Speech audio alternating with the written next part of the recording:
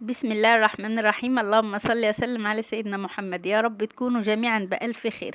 إن شاء الله هنحضر مع بعض النهاردة الفطير المشلتت على أصوله بطريقة عبقرية وبمكون جديد هيخليه يورج معاكي، وكمان هنحضره من غير زبدة خالص وبأي نوع سمنة موجود عندك، وهنعمله من غير فرد ولا توريج. طريقة سهلة وسريعة وهيطلع معاكي أحلى فطير ممكن تعمليه، طري ومورج وخفيف وهش كده وشكله وطعمه في منتهى الجمال. يلا نشوف عملنا الوصفة الحلوة دي ازاي.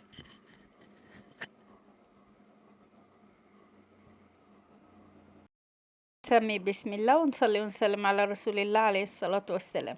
في بداية الفيديو كده عايزين دعوة حلوة طالعة من القلب لإخواتنا في فلسطين، ربنا ينصرهم عاجلا غير آجلا.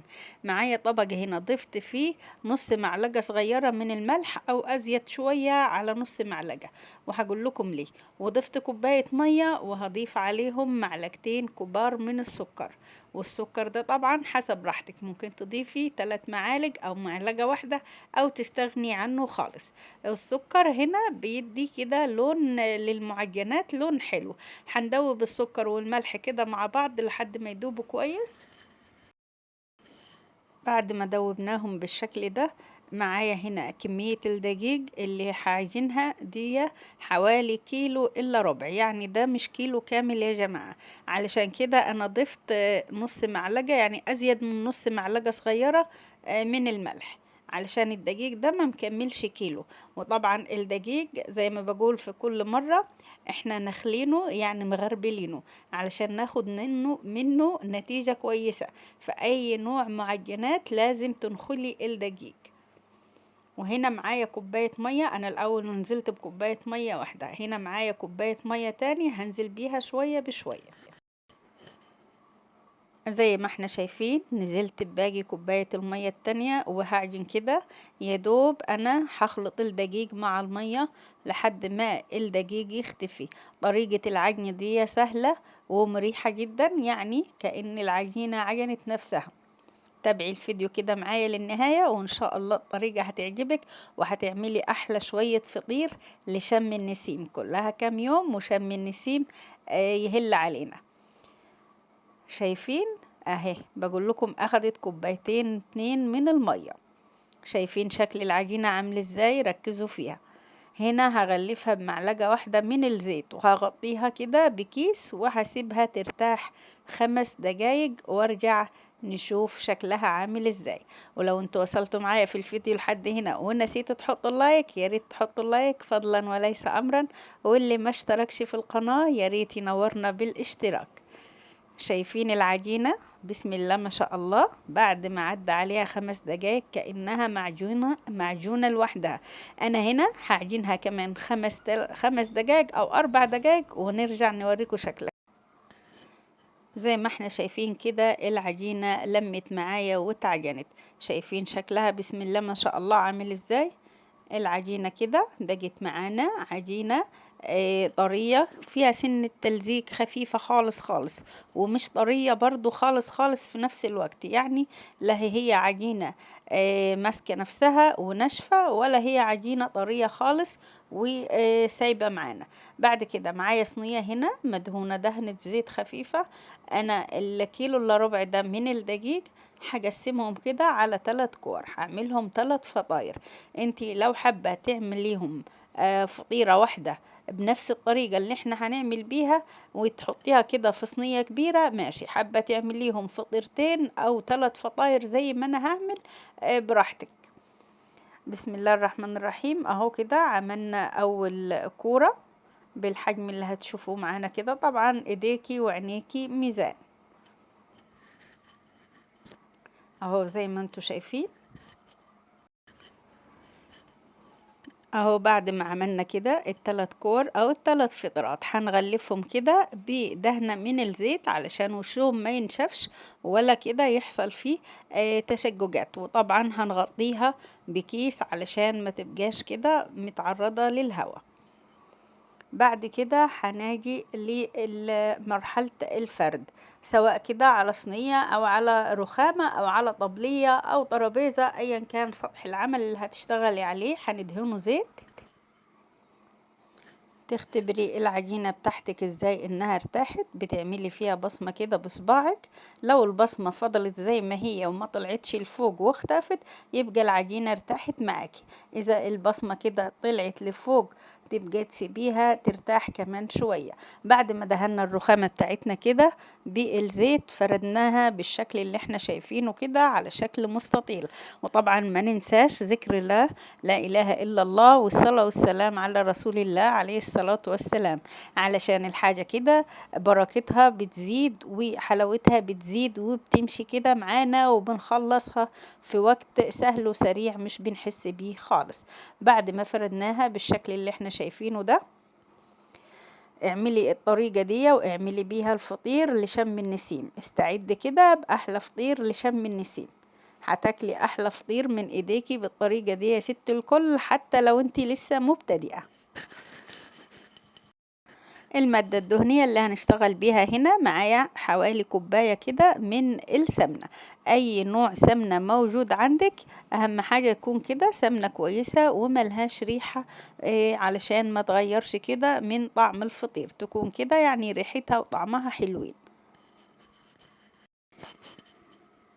اهو بعد ما وزعنا المادة الدهنية كده، نركز على الأطراف يا جماعة، ونخلي بالنا كده نتأكد إن إحنا وزعنا المادة الدهنية على كل جزء من العجينة. يعني ما نسيبش حتة في العجين معلهاش سمنة. خدوا بالكم، كنت هقطع العجينة أنا وبعمل بالمعلقة، بس الحمد لله ربنا سترها. والمكون السحري اللي هيخلي الفطيرة بتاعتنا تورج، وهو اللي أنا رشيت منه رشة خفيفة دلوقتي، رشة من النشا. دي اللي هتدينا كده توريجة حلوة في الفطير بتاعنا.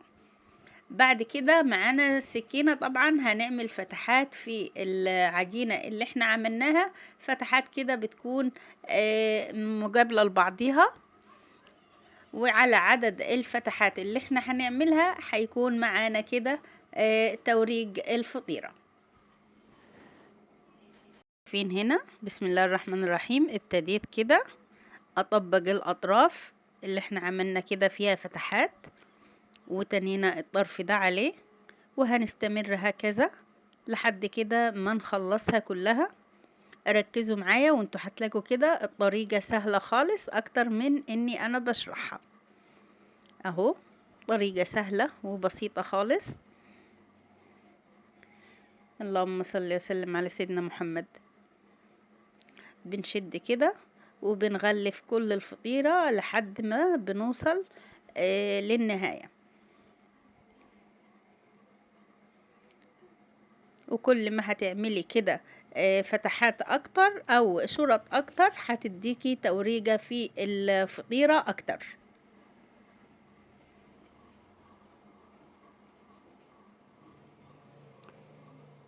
اهو زي ما احنا شايفين كده، يعتبر الفطيرة بتاعتنا خلاص يا جماعة خلصت.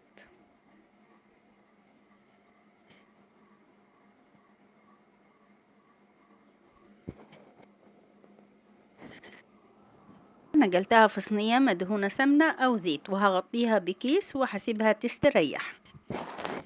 افرد معاكم كده فطيرة تاني، نفس الخطوات اللي احنا عملناها في الاول، علشان اللي ما خدش باله في الاول ياخد باله معانا هنا. بعد كده ما دهناها وغلفناها كويس بالسمنة ورشة النشا اللي هتخليها مورجة معانا كده، عملنا عدد الفتحات وهنبتدي نطبقها. وبعد ما هنخلصها كده تطبيق، هنحطها في صينية مدهونة سمنة او زيت، ونغطيها بكيس ونسيبها تستريح من 10 دقايق لربع ساعة قبل ما نفردها الفردة اللي قبل التسوية. وهنا زي ما احنا شايفين كده، بعد ما عدى عليها ربع ساعة هنبتدي نشيلها كده من الصينية وهنبتدي نفردها. اهو زي ما احنا شايفين كده، دهنت ايديا دهنة سمنة خفيفة كده وفردتها زي ما احنا شايفين اهو.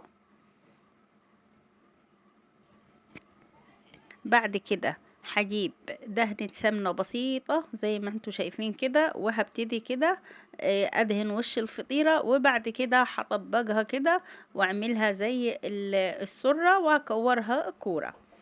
ولو انتوا وصلتوا معايا في الفيديو لحد هنا ونسيتوا تحطوا اللايك، يا ريت تحطوا اللايك فضلا وليس امرا، وخدوا لفة في القناة، وان شاء الله هتعجبكم، وتنورونا بالاشتراك علشان القناة تكبر بيكم يا احلى متابعين واحلى اخوات. حطيتها كده في الصينية المدهونة، وهغطيها بكيس وهسيبها 5 دقايق بس، وبعدين افردها وندخلها الفرن. هعمل الفطيرتين التانيين بنفس الطريقة.